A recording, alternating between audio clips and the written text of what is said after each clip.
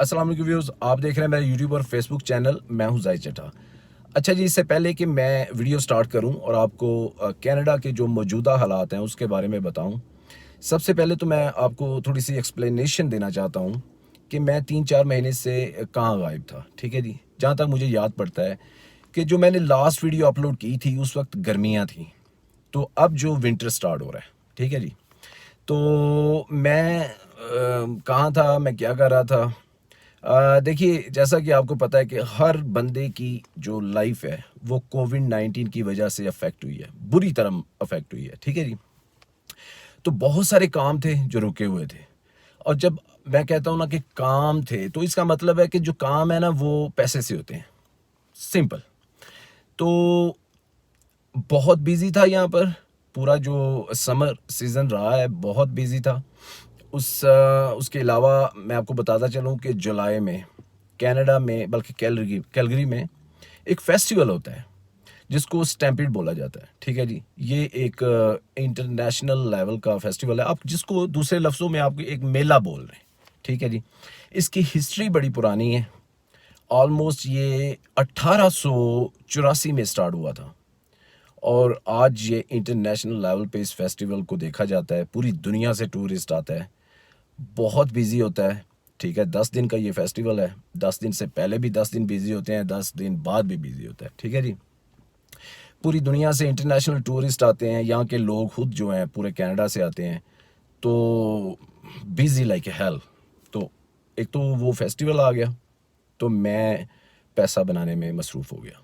ठीक हो गया, फेस्टिवल गुजरा। तो उसके बाद भी चूंकि कोविड की वजह से लोग फ्रस्ट्रेटेड थे, एग्जॉस्टेड थे। ठीक है जी, तो यहाँ पे रिस्ट्रिक्शंस टोटली तौर पर उठा ली गई थी। कैलगरी की मैं बात कर रहा हूँ, अल्बर्टा की।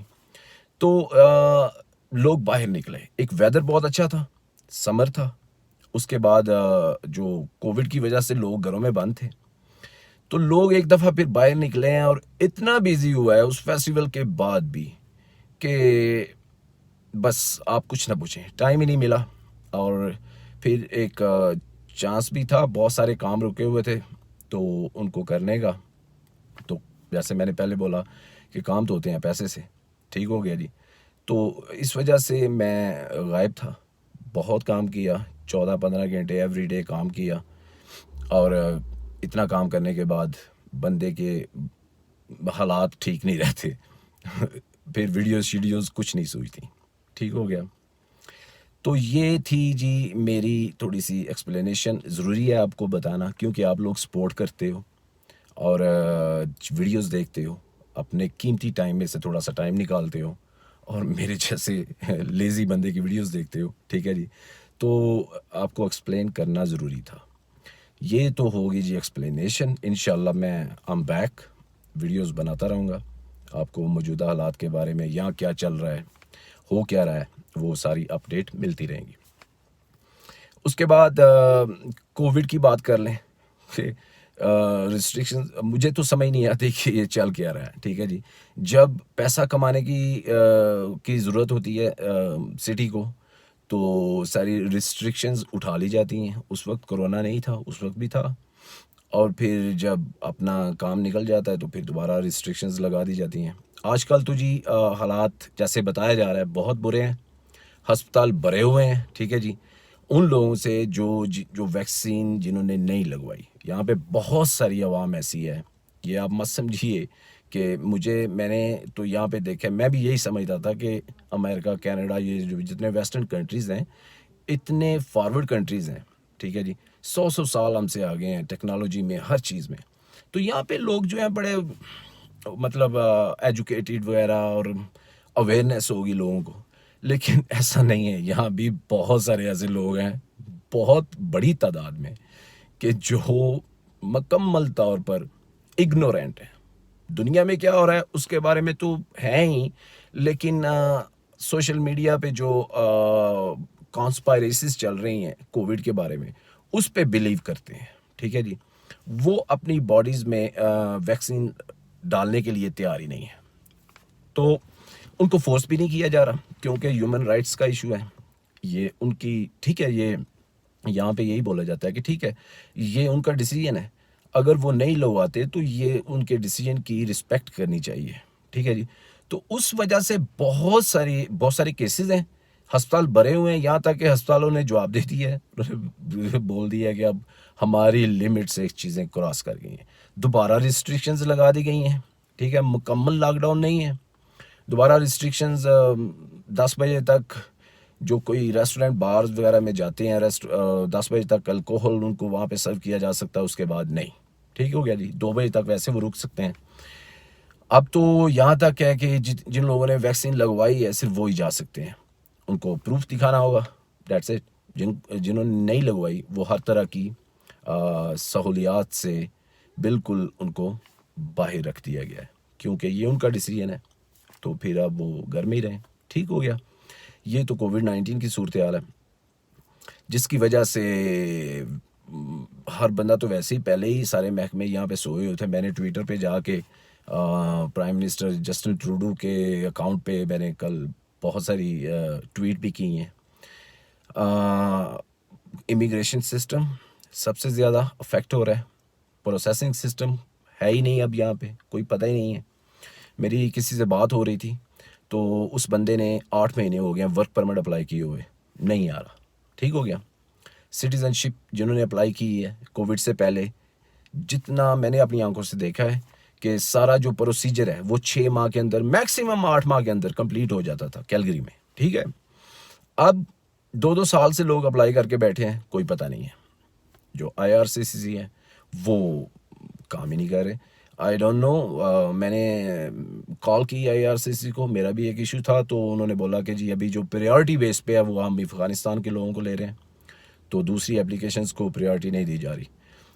ठीक है, वेल इशू है अफ़गानिस्तान में, उन लोगों ने जो इन नेटो कंट्रीज़ की हेल्प की, तो ठीक है, इनका भी हक बनता है उनकी हेल्प करें। लेकिन मसला ये है कि जो लोग यहाँ पे बैठे हैं 14-14, 15-15 घंटे इस कंट्री को सर्व कर रहे हैं, मेहनत कर रहे हैं, ठीक है जी, उनका क्या?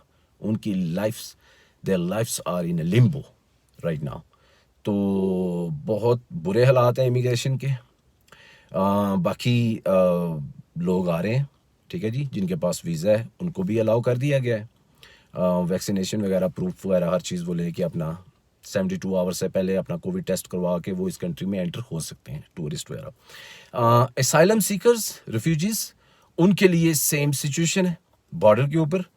बॉर्डर पे उन पे सेम ही रूल जो है वो लागू है।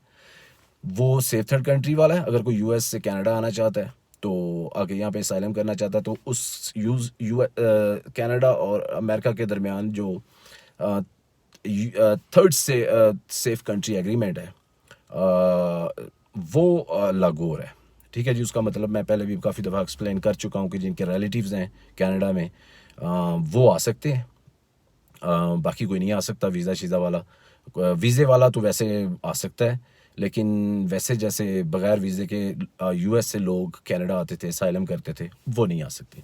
तो सेम ही है हर चीज़, कुछ बदला इतना ख़ास नहीं है। बाकी लाइफ चल रही है वैसे ही जैसे पहले थी, कोई इतना ख़ास नहीं था। इलेक्शन हुआ है जी यहाँ पे, ठीक है।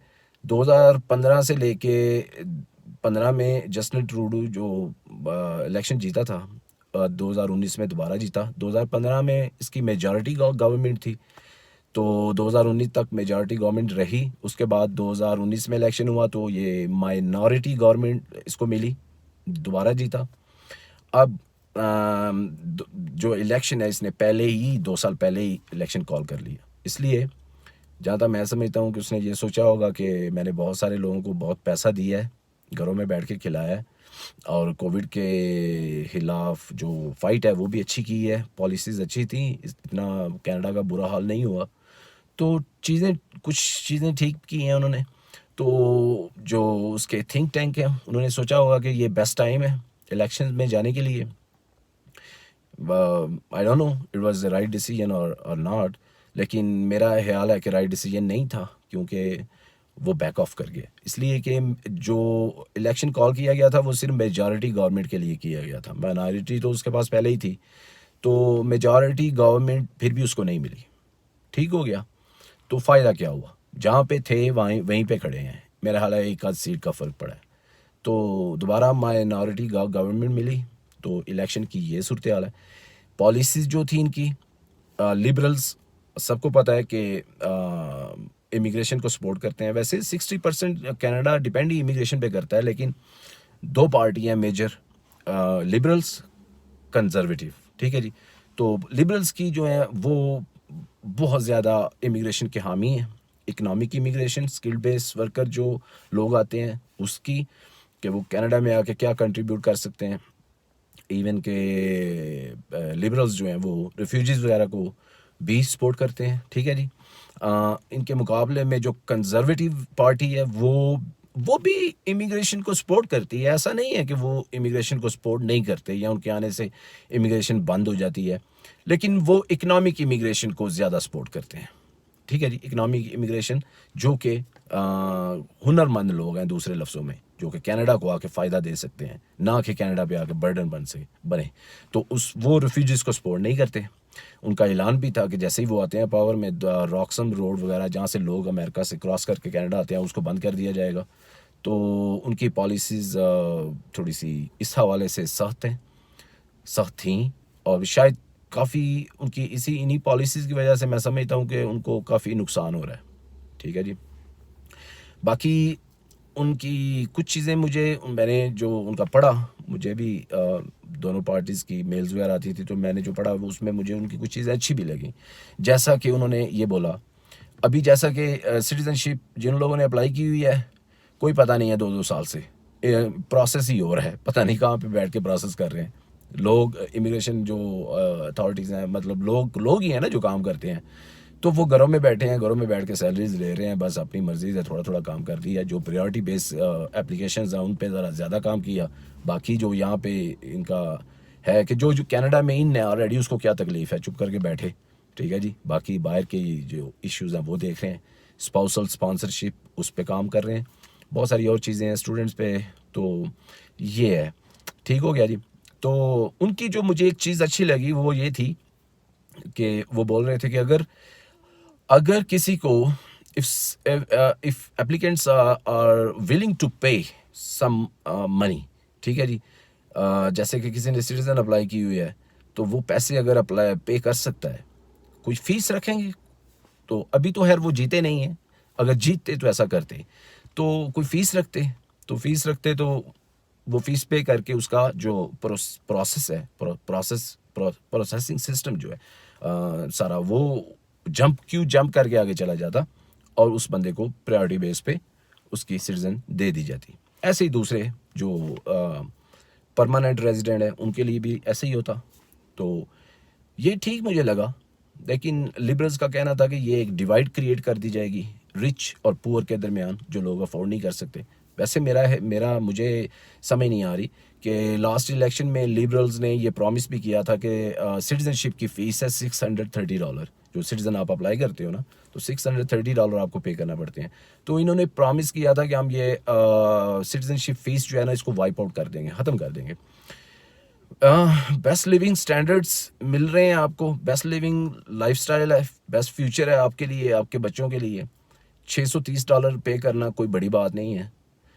इमिग्रेंट्स का भी दिल करता है कि आप कनाडा आए हैं ना, तो ये सब कुछ ही फ्री दे दें, ठीक होगी बात। तो उन्होंने तो ये प्रॉमिस किया हुआ था, अभी वो प्रॉमिस खैर पूरा तो नहीं किया उन्होंने, लेकिन मैं समझता हूँ कि ज़रूरी नहीं है। $630 अगर कोई इमिग्रेंट्स यहाँ पे रह के $630 भी बना के पे नहीं कर सकता, तो मेरा ख्याल है फिर उसको सोचना चाहिए, काम करना चाहिए, मेहनत करनी चाहिए, ठीक हो गया जी।